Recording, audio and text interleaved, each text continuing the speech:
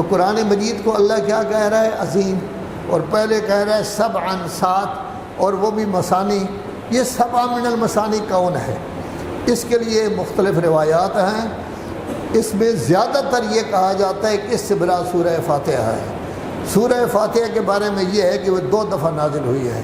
ویسے عام طور پر آپ سنتے ہیں کہ سب سے پہلی صورت اللہ پر جو اللہ کے رسول پر نازل ہوئی ہے، اقرأ بسم ربک الذی خلق، لیکن اسی میں حکم دیا گیا ہے نماز کے پڑھنے کا بھی تذکرہ کیا گیا ہے۔ تو نماز تو اول وقت سے آدمی پڑھتے تھے، تو ظاہر ہے کہ سورہ فاتحہ کے بغیر تو نماز ہو نہیں سکتی، لذا کہا گیا ہے کہ سورہ فاتحہ 2 دفعہ نازل ہوئی ہے۔ سب سے پہلے بھی سورہ فاتحہ نازل ہوئی ہے، 5ویں نمبر پر بھی سورہ فاتحہ نازل ہوئی ہے۔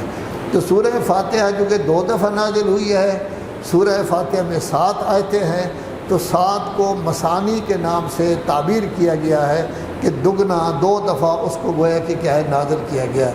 اور دوسرا کیا ہو جائے گا؟ قرآن عظیم۔ قرآن عظیم کیا ہے؟ یہی قرآن جو آپ کے سامنے موجود ہے۔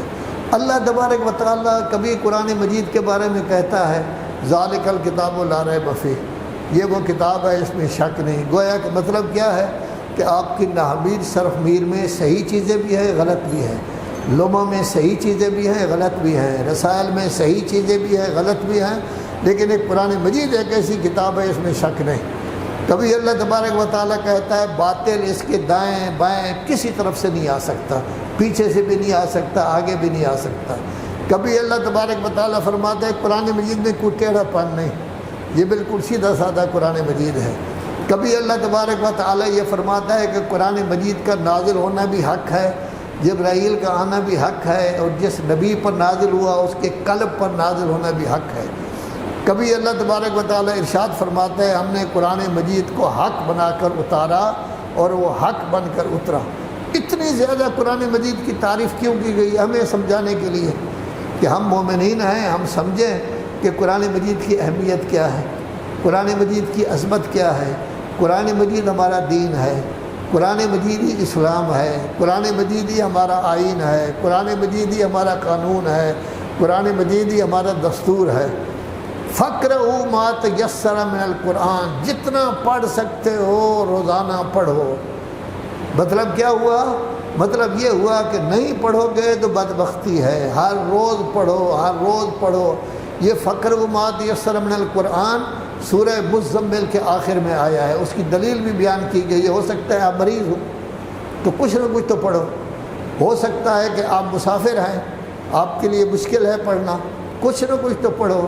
ہو سکتا ہے جنگ میں ہیں آپ، جنگ کر رہے آدمی ہے، قرآن مجید پڑھے، لیکن پھر بھی کہا گیا کچھ نہ کچھ تو پڑھو، قرآن مجید کو کچھ نہ کچھ تو پڑھنا چاہیے۔ آپ ماشاءاللہ سب انقلابی ہیں، انقلاب کا دم بھرتے ہیں۔ امام خمینی انقلاب لے آئے، جمہوری اسلامی ایران اس وقت 44 سال کا تقریباً ہو گیا ہے۔ وہ 3 دفعہ قرآن مجید پڑھتے تھے، پہلے ٹائم بھی پڑھتے تھے، دوپہر کے بعد بھی پڑھتے تھے، اور مغرب کے بعد بھی پڑھتے تھے، 3 دفعہ قرآن مجید۔ اور قرآن مجید پڑھتے کس طرح تھے؟ سمجھ کر پڑھتے تھے، نہیں ہے کہ بغیر سمجھے کہ وہ اپنی جگہ پر پڑھتے تھے۔ حقیقتاً اگر دیکھا جائے تو 3 لوگ جو ہیں وہ بالکل مظلوم ہے۔ ایک قرآن مجید مظلوم ہے، اس کی طرف کوئی توجہ نہیں کی جاتی۔ دوسرا اللہ کا رسول مظلوم ہے، اسے بھی کوئی نہیں پوچھتا۔ یہ اللہم صلی علی محمد و آل محمد میں آ گیا ہے تو ہم پڑھ لیتے ہیں، مگر میں ہم نام ہی نہ لیتے۔ اور تیسرا خود اللہ کو بھی کوئی نہیں پوچھتا۔ اللہ کا تذکرہ بھی انسان کوشش کرتا ہے جتنا کم کرے